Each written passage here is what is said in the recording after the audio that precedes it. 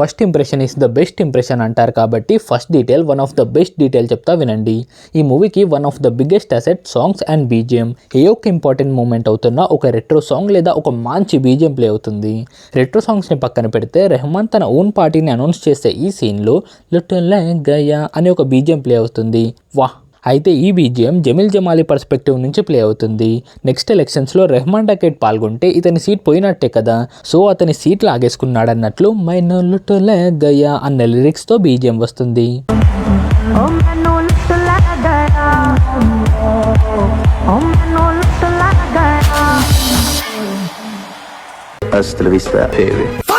Same ఇలానే climax కార్చే సీక్వెన్స్లో నా they Dil పరదేశీ ను అనే ఒక సాంగ్ వస్తుంది. యాక్చువల్లీ ఇది మూవీ టైటిల్ ట్రాక్, బట్ దీని ప్లేస్మెంట్కి కారణం స్టార్టింగ్ లిరిక్స్ నా దే దిల్ పరదేశీ ను తైన నెటిదారో నా పైజోగా. సింపుల్గా చెప్పాలంటే పరాయ దేశం వాడికి హార్ట్ ఇవ్వద్దు, ఇస్తే గుక్క పెట్టేడుస్తావని. ఇది రెహమాన్ డకైట్ సిచ్యువేషన్కి సెట్ అవుతుంది. నెక్స్ట్ ఈ సీన్లో వీళ్ళిద్దరు కూర్చొని ఛాయ్ తాగుతుంటే బ్యాక్గ్రౌండ్లో ఒక సాంగ్ ప్లే అవుతుంది. అది ఇక్కడ ఎందుకు ప్లే అయిందో మీరే చెప్పాలి. ఇదే మీ హోంవర్క్. స్టార్టింగ్ ఎయిర్ప్లేన్ సీన్లో ఒక టెర్రరిస్ట్ और बिगाड़लो जो बिगाड़ सकते हो అని అన్నప్పుడు ఆ టెక్స్ట్ని హైలైట్ చేసి చూపించారు. దురంధర్ ఫస్ట్ లుక్ టీజర్లో అజయ్ సన్యాల్ క్యారెక్టర్ వాయిస్ ఓవర్తో ఒక డైలాగ్ ఉంటుంది. बहुत साल पहले किसी ने मुझसे कहा था पड़ोस में रहते हैं गोदे भर का जोर लगा लो बिगाड़ लो जो बिगाड़ सकते हो बिगाड़ने का वक्त आ गया है. యాక్చువల్లీ ఈ సీన్ జస్కిరేట్ సింగ్ రంగిని పాకిస్తాన్ పంపించక ముందు ఉంటుంది అనుకున్నా, కానీ ఇక్కడ బహుత్ సాల్ పహలే అన్నాడంటే ఐ థింక్ దురంధర్ 2లో హంజా లియారికి బాద్షా అయ్యి ఎవరు ఎదుర్కోలేనంత పవర్ఫుల్ అయ్యాక ఒకానొక టైంలో అజయ్ సన్యాల్ క్యారెక్టర్తో కన్వర్ట్ జరుగుతుండొచ్చు. అండ్ అప్పుడు అతను హంజాకి ఈ మాట చెప్పి అబ్ బిగాడ్నే కా వక్త్ ఆ గయా హై అని అంటాడనుకుంటా.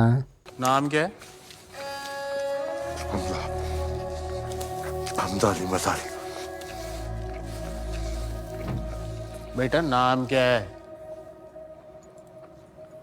हमजा अली मज़ारी. నేను థియేటర్లో ఫస్ట్ టైం చూస్తున్నప్పుడు అలంబాయ్ సెకండ్ టైం పేరు అడిగినప్పుడు హంజా తన రియల్ నేమ్ రివీల్ చేస్తాడేమో అని అనుకున్నా, కానీ అతను చెయ్యడు, హంజా అలీ మజారీ అనే చెప్తాడు. అప్పుడు అలంబాయ్ రియాక్షన్ ఇలా ఉంటుంది. అంటే ఇక్కడ అతను హంజాని టెస్ట్ చేస్తున్నాడు.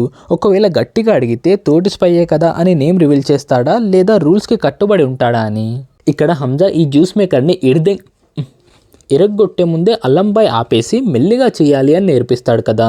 నాకెందుకో ఇది indirect hint to his mission లా అనిపిస్తుంది. ఆపరేషన్ దురంధర్ అనేది ఒక లాంగ్ టర్మ్ మిషన్, ఎంతో పేషెంట్తో చేయాలి. ఈ విషయాన్ని డైరెక్టర్ గారు ఈ సీన్తో చెప్పాలనుకుంటున్నారేమో అని నేను అనుకుంటున్నా. చాలా మంది ఈ సీన్లో నయీంని హంజాని చంపి ఉండొచ్చు అని అంటున్నారు. రీజన్ ఫ్యూచర్లో హంజా రెహమాన్ డకైట్ని చంపేసినా కూడా అతని ప్లేస్కి నయీం అడ్డు వస్తాడని. కానీ నేను చెప్పేది ఏంటంటే ఇది చూడండి. బుల్లెట్స్ తగిలిన నయీంని చూసిన హంజా ఫేస్లో ఆ షాకింగ్ రియాక్షన్ని క్లియర్గా చూడొచ్చు. బికాస్ అలా జరుగుతుందని అతనికి క్లూ కూడా లేదు. ప్రతిదీ మనకు అనుకూలంగానే జరగదు అండ్ చరిత్రని బ్లూ ప్రింట్ తీయలేమని రియలైజ్ అయిన హంజా అక్కడ ఉన్న పబ్లిక్ అండ్ ఫైజల్ ముందు నయీంని కాపాడుతున్నట్లు సీన్ క్రియేట్ చేసి ఆ సిచ్యువేషన్ని వాళ్ళ ప్లాన్కి అనుకూలంగా యూస్ చేసుకొని ఎగ్జిక్యూట్ చేస్తాడు అండ్ అది సక్సెస్ అవుతుంది కూడా. అయితే ఇదే సేమ్ ప్యాటర్న్ని క్లైమాక్స్లో కూడా యూస్ చేస్తాడు. కానీ చిన్న డిఫరెన్స్ ఏంటంటే ఇక్కడ నయీం చనిపోయిన తర్వాత హాస్పిటల్కి తీసుకొస్తే ఇక్కడ రెహమాన్ ప్రాణాలతో ఉన్నప్పుడే తీసుకొస్తాడు. బికాస్ ఇక్కడ నయీం చనిపోయినా కూడా ఫైజల్ బ్రతికే ఉన్నాడు కాబట్టి సెంటిమెంట్ వర్కౌట్ అయింది. కానీ రెహమాన్ డకైట్ విషయంలో అలా కాదు.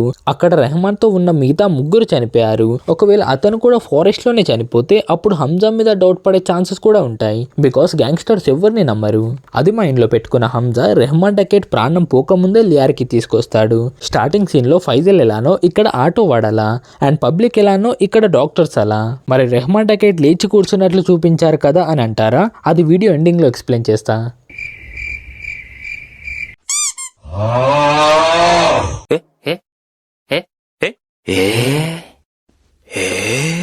ఈ సీన్ చూశాక వీడు ఒక హోమోసెక్చువల్ అని అర్థమవుతుంది.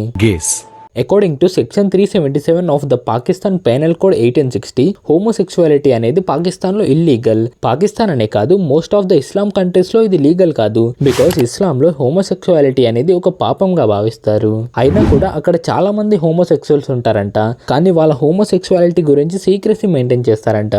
But then consume the most pornography in the US. Pakistan actually consumes the most gay porn in the world. మరిదేంది వీళ్ళు పబ్లిక్ గా డాన్స్ చేస్తే లీగలా అని మీరు అనొచ్చు. ఇది అడిగే వాళ్ళు హోమోసెక్సువల్స్ అండ్ ట్రాన్స్జెండర్స్ మధ్యలో డిఫరెన్స్ తెలుసుకోండి. ఈ మూవీ టైం లైన్ ప్రకారం 2004 లో పాకిస్తాన్ లో ట్రాన్స్జెండర్ అనేది ఇల్లీగల్ ఏం కాదు, కానీ లీగల్ అని కూడా ఎక్కడ లేదు. అంటే ఒక విధంగా లీగలే, కానీ వాళ్ళకి ఐడెంటిటీ లేదు. అందుకే 2018 లో ట్రాన్స్జెండర్స్ కి లీగల్ ఐడెంటిటీ ఇచ్చారు. गाड़ी रोक, सांप सुखाना है. कोई भी जरूरत पड़े हम दोनों. बस याही क्या कर रहा है तू? मैं दिख नहीं रहा है, सांप सुखा रहा हूँ. तो क्या छत से मुक्तेगा? శిష్యుడు గురువు నుంచి ఇన్స్పైర్ అయి ఉంటారులే. ఇక్కడ వీళ్ళిద్దరు నేమ్స్ రివీల్ అవుతాయి. మన తెలుగు వాళ్ళకి డొంగగాడి పేరు ఈజీగా కనెక్ట్ అవుతుంది. ఇక సియాహి విషయానికి వస్తే వీడి పేరు కంటే ఎక్కువ మొహం మీద మచ్చలతోనే గుర్తుపెట్టుకున్నారు. సియాహి అంటే ఉర్దూలో ఇంక్ అని అర్థం. అతని మొహం మీద ఎవడో ఇంక్ వేసినట్లే ఉంటుంది కదా, అందుకే ఈ క్యారెక్టర్ కి సియాహి అని పేరు పెట్టారు. యాక్చువల్లీ ఆ మచ్చలు ఆయనకి నిజంగా లేవు, ఈ మూవీ కోసమే పెట్టారు. అండ్ నేను మూవీ చూస్తున్నంతసేపు ఇతన్ని ఎక్కడో చూసానే అని ఆలోచిస్తూ కూర్చున్నా. ఎక్కడ చూశానో ఇతను ఇన్స్టా ఫీడ్ స్క్రోల్ చేస్తుంటే తెలిసింది. ब्रह्मास्त्र उनका है.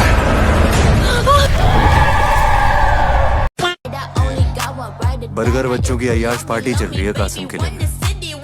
रेड मरवा दो, लाखों का. ఇక్కడ హంజా బర్గర్ బచ్చే అనే వర్డ్ యూజ్ చేశాడు. He mean rich kid. And ఈ సీన్ లో ज्यादा दिन में रह गई तो पापा किसी बर्गर बच्चे से मेरी शादी करा देंगे. మేబీ హంజా ఎప్పుడైనా ఎలినాతో కన్వర్జేషన్లో ఉన్నప్పుడు ఆ వర్డ్ యూజ్ చేసి ఉండొచ్చు. సో తను అదే ఇక్కడ యూజ్ చేసింది. అండ్ ఈ సీన్లో హంజా ఎస్పీ మక్సూద్కి కాల్ చేశాడు. ఇతని నేమ్ ఇక్కడ కాకుండా ఇంకో 2 సీన్స్లో మెన్షన్ చేశారు. अच्छा सुने, ये हसनाबाद काला गेट में सिलेंडर ब्लास्ट हो गया है. एसपी धालियारी का अब मकसूद है एसपी अपना खास है.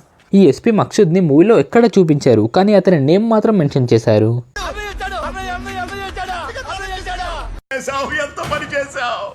ఈ సంగతి తెలియగానే చెప్పులు కూడా వేసుకోకుండా పరిగెత్తుకుంటూ వచ్చా. అందుకే అతన్ని చూపించే ముందు చెప్పులు లేని కాలని చూపించారు. But in the very next scene నేను నమ్ముకుందన్న సంగతి మర్చిపోకు.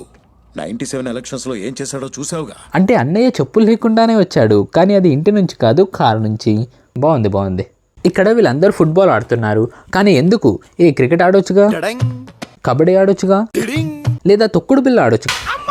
యాక్చువల్లీ లియారీలో ఉండే వాళ్ళకి ఫుట్బాల్ అంటే పిచ్చి. ఎంత పిచ్చి అంటే లియారీని పాకిస్తాన్ యొక్క మినీ బ్రాజిల్ అని కూడా పిలుస్తారంట.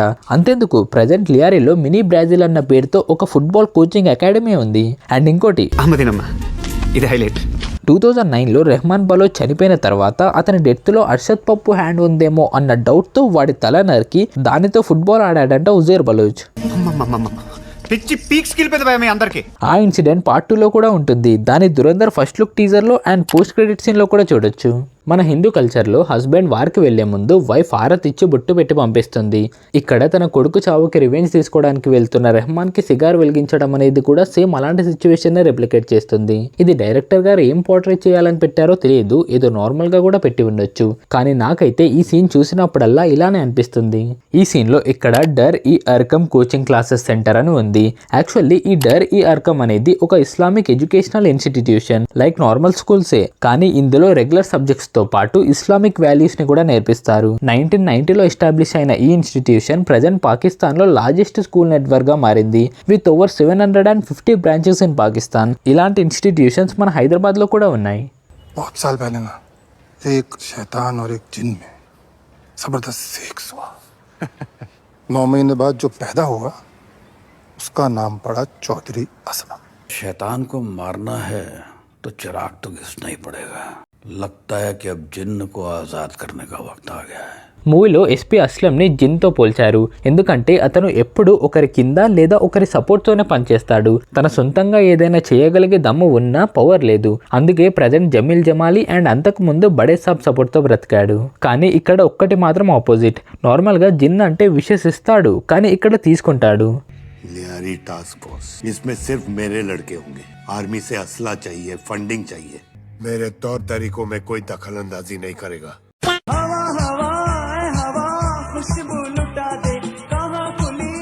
ये कौन है? ఇక్కడ ఈ సాంగ్ ఎడిటర్ ప్లే చేయలేదు, మన చౌదరి అస్లమే తన కార్లో ప్లే చేశాడు. ఇక్కడ పంది డైలాగ్ మీకు అర్థమయ్యే ఉంటుంది.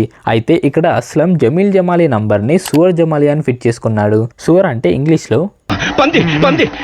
ఇక్కడ హంజా అతను రెగ్యులర్గా వేసుకునే అవుట్ఫిట్స్కి సంబంధం లేకుండా రంగురంగుల పూల చొక్కాలు సెలెక్ట్ చేస్తాడు. యాక్చువల్లీ ఇది ఒక type of fourth wall break అనుకోవచ్చు. ఫోర్త్ వాల్ బ్రేక్ అంటే తెలియని వాళ్ళు మన సితిన్ విని బ్రో చేసిన ఈ వీడియో చూడండి, పూసగుచ్చినట్లు క్లియర్గా ఎక్స్ప్లెయిన్ చేశాడు అందులో. Now coming to the topic, Ranveer Singh real life లో మోస్ట్లీ ఇలాంటి కలర్ఫుల్ క్లాతింగే వేస్తాడు. అందుకే డైరెక్టర్ ఆదిత్యదార్ ఈ సీన్ కావాలనే పెట్టి ఉంటారు. మూవీలో డోంగా నెత్తి మీద ఒక స్కార్ ఉంటుంది. అది ఎక్కడ అండ్ ఎలా వచ్చిందో యాక్టర్ నవీన్ కౌశిక్ గారు ఒక ఇంటర్వ్యూలో చెప్తూ ఇలా అన్నారు. मेरा एक स्कार है इस फिल्म के अंदर, यहाँ पे माथे पे बनाया गया है. एंड कहानी में नहीं दिखता, लेकिन फिल्म में मेरे को आदित्य सर ने बताया कि ये डोंगा का जो स्कार है ये तब हुआ था जब वो रहमान डकैत को एक एक्शन में बचा रहा था, तो तब से उसकी लॉयल्टी यहाँ से. దీనితో డోంగా రెహమాన్ డకైట్ కి ఎంత లాయలో అర్థమవుతుంది. అందుకే ఫైజల్ ని హాస్పిటల్ తీసుకువెళ్లే సీన్ లో రెహమాన్ ఇలా అంటాడు. ఇక్కడ రెహమాన్ కి డోంగా అంటే ఎంత నమ్మకమో అర్థమవుతుంది. ఫస్ట్ టైం థియేటర్ లో ఈ సీన్ చూస్తున్నప్పుడు డోంగా ఏం చేయగలడని రెహమాన్ ఇలా అన్నాడని అనుకున్నా. నేను అనుకున్నట్లుగానే ఎస్పీ అస్లం అటాక్ చేసినప్పుడు డోంగా ఏం చేయలేకపోతాడు. కానీ క్లైమాక్స్ లో ఏం చేశాడో చూసిన తర్వాత రియలైజ్ అయ్యా, ఈ సీన్ లో కారులో రెహమాన్ వాళ్ళ వైఫ్ అండ్ కొడుకు ఉన్నారు కాబట్టే రెహమాన్ వాళ్ళిద్దరిని వెళ్ళిపోమనగానే వాళ్ళు వెళ్ళిపోయారు. లేకపోతే క్లైమాక్స్ లో అయినట్లే రెహమాన్ ని కాపాడడానికి డోంగా తన ప్రాణాలు కూడా లెక్క చేయకుండా పోరాడేవాడు అండ్ చనిపోయేవాడు కూడా. ఇంకోవైపు రెహమాన్ ఎలానో అలా తప్పించుకునేవాడు. 26/11 ముంబై అటాక్ తర్వాత హంజా అండ్ అలంబాయ్ కాన్వర్స్ సీన్ లో ఇద్దరు వెనకాల సముద్రం కనిపిస్తుంది. అలంబాయ్ వెనకాల వాటర్ మొత్తం కామ్ గా ఉంటే హంజా వెనకాల మాత్రం అలలు కొట్టుకుంటూ ఉంటాయి.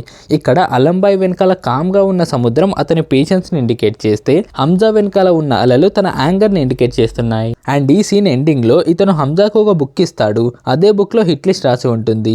ఆ బుక్ ని మూవీ స్టార్టింగ్ నుంచి 2-3 సీన్స్ లో అతని చేతిలో చూపించారు. ఒకసారి అందులో ఏదో సీక్రెట్ గా రాస్తుంటాడు అండ్ ఇంకో 2 సీన్స్ లో ఓపెన్ గా కూర్చొని రాస్తుంటాడు. ఐ థింక్ ఆ బుక్ ని అతని షాప్ యొక్క లెక్కలు రాసుకోవడానికి యూస్ చేస్తాడనుకుంటా. అండ్ అందులోనే సీక్రెట్ గా హంజా చంపాల్సిన important persons names invisible ink తో రాస్తాడు. అండ్ అతను ఏ పేజ్ లో రాశాడో హంజాకి తెలియడానికి ఆ బుక్ కి ఉండే థ్రెడ్ ని ఆ పేజ్ లో పెట్టిచ్చాడు. ఈ సీన్ లో హంజా ఆ థ్రెడ్ ఏ పేజ్ లో ఉందో చూసుకొని అదే పేజ్ ఓపెన్ చేశాడు. అండ్ ఇక్కడ హంజా రెహమాన్ డకైట్ నేమ్ రాయగానే స్క్రీన్ మొత్తం రెడ్ లైట్ వచ్చేస్తుంది. అంటే ఇప్పుడు హంజా తన biggest and dangerous mission start చేశాడు అన్నట్లు. అయితే ఈ సీన్ స్టార్టింగ్ లో ఆ విండోకి ఎదురుగా ఉన్న షాప్ కి రెడ్ కలర్ బోర్డ్ సెట్ చేయడం చూపించారు. అంటే ఆ రెడ్ లైట్ ఆ షాప్ నుంచే వచ్చింది. అండ్ మీకు తెలుసా, హంజా ఇనిషియల్ ప్లాన్ లో రెహమాన్ డకైట్ ని చంపడం అనేది లేదు. అక్కడ సిచ్యువేషన్స్ బట్టి ఆ డెసిషన్ తీసుకోవాల్సి వచ్చింది. అందుకే అలంబాయ్ రాసిన హిట్ లిస్ట్ లో రెహమాన్ డకైట్ నేమ్ ఉండదు. ఇక్కడ హంజా ఇంత పెద్ద డెసిషన్ తీసుకోవడానికి కారణం రెహమాన్ డకైట్ మేజర్ ఇక్బాల్ తో ఇలా అనడం.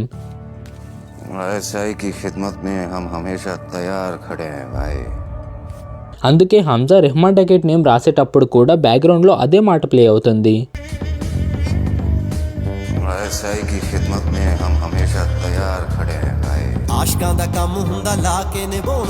ఆ మాట తెలుగు డబ్ లో యాడ్ చేయలేదు, ఓన్లీ మ్యూజికే ప్లే అవుతుంది. కానీ సబ్ టైటిల్స్ లో ఉంది. మీరు నెక్స్ట్ టైం మూవీ చూసేటప్పుడు అబ్జర్వ్ చేయండి. The last chapter et tu Brutus. William Shakespeare రాసిన జూలియస్ సీజర్ అనే ప్లేలోని యాక్ట్ 3 సీన్ 1లో జూలియస్ సీజర్ని బ్రూటస్ మోసం చేసి కొంతమంది సహాయంతో చంపడానికి ట్రై చేసినప్పుడు Julius Caesar et tu Brute అని అంటాడు. అంటే నువ్వు కూడా నా బ్రూటస్ అని అర్థం. ఈ మూవీలో కూడా సేమ్ సిచ్యువేషన్ ఉంటుంది కదా. రెహమాన్ డకైట్ ఎంతో నమ్మిన హంజా ఎస్పీ అస్లంతో చేయి కలిపి రెహమాన్ డకైట్ ని చంపిస్తాడు. అండ్ ఆ ప్లేలోని యాక్ట్ 4 సీన్ 3లో బ్రూటస్ కి జూలియస్ సీజర్ ఆత్మ కనిపిస్తుంది. సేమ్ ఇక్కడ కూడా రెహమాన్ డకైట్ చనిపోయిన తర్వాత హంజాకి అతను కనిపించినట్లు చూపిస్తారు. అండ్ అంతే, దురంధర్ మూవీలో నాకు దొరికిన మైక్రో డీటెయిల్స్ ఇవే. వీడియో నచ్చితే లైక్ చేయండి, మీకు ఏ డీటెయిల్ నచ్చిందో కామెంట్ చేయండి. అండ్ నేను మిస్ అయినా ఆర్ మీకు తెలిసిన డీటెయిల్ ఏదైనా ఉంటే కూడా చెప్పండి. అలాగే నెక్స్ట్ ఏ మూవీ మైక్రో డీటెయిల్స్ చేయాలో చెప్పండి. ప్రజెంట్ అయితే Khaleja movie micro details video లైనప్లో ఉంది. ఒక 4 or 5 డేస్లో అప్లోడ్ చేస్తా. సో మళ్ళీ ఆ వీడియోలో కలుద్దాం. Bye bye.